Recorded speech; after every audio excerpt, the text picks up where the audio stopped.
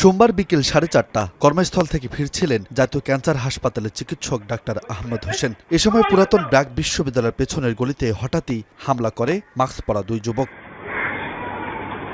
CCTV ফুটেজে দেখা যায় ধারালো কোনো বস্তু দিয়ে কয়েকটি আঘাত করা হয় ডাক্তার আহমেদ হোসেনকে। নিজেকে রক্ষায় দ্রুত সরে যান তিনি। কিছু বুঝে ওঠার আগেই পালিয়ে যায় হামলাকারীরা। বক্ষব্যাধি হাসপাতালে ভর্তি করা হয় আহত চিকিৎসককে।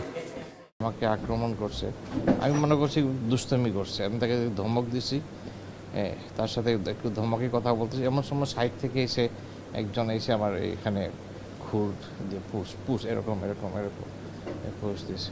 নোভা এলইডি টিভি, ঝকঝকে ছবি, নিখুঁত শব্দ, 5 বছরের ওয়ারেন্টি। নোভা মানি সঠিক মান, নিশ্চিত সেবা। আকস্মিক এই হামলার কারণ জানা না গেলেও হাসপাতালের টেন্ডার নিয়ে হামলা হতে পারে বলে ধারণা পুলিশের।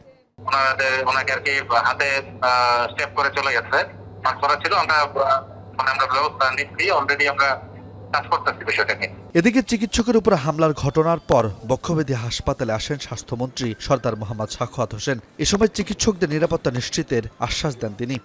তাদেরকে আইনের আওতায় এনে শাস্তির ব্যবস্থা করা হবে। যা কোনো রকম পদক্ষেপ নেওয়ার দরকার আমরা সেই পদক্ষেপ নেব। আমাদের স্বাস্থ্যসেবা কেন্দ্রকে আমরা নিরাপদ রাখার জন্য যত রকম ব্যবস্থা নেওয়া দরকার ইনশাল্লাহ আমরা সেটা নেব। দ্রুত ঘটনার কারণ উদ্ঘাটন করে আসামিদের গ্রেপ্তার করা হবে বলেও জানান স্বাস্থ্যমন্ত্রী। দেখতেছি এটা দুঃখজনক। রাজু আহমেদ, এখন, ঢাকা।